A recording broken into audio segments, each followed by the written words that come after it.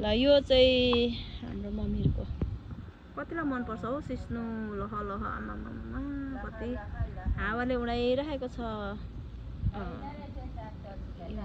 के सिस्नु हो नाना यो के सिस्नु हो पातले हो पातले सिस्नु पनि छ यहाँ यहाँ छ लह लह ल कस्तो राम्रो देखेको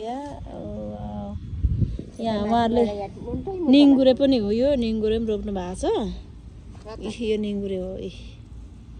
निङ्गुरे उस्तै त भरि परस यहाँनिर मुन्टै मुन्टा भएको खिच्यो नि खिची पाल्नु है आम्मामा कति राम्रो यहाँ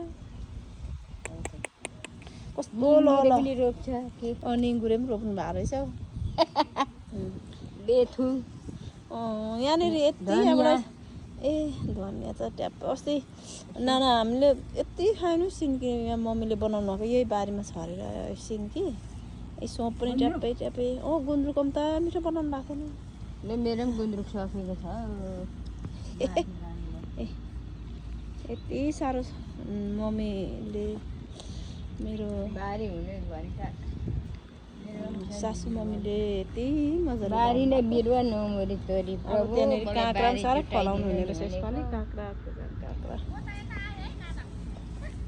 घरमुली चाहिँ उहाँ हुनुहुन्छ उहाँ त साह्रै जागरी हुनुहुन्छ मेरो मम्मी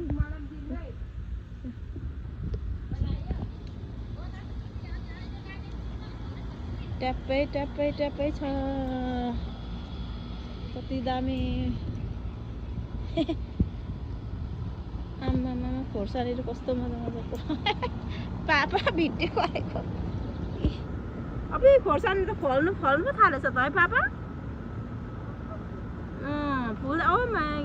खोर्सानी त पुरा उयो पो लागेको छ पुरानो बोट रहेछ नि त नि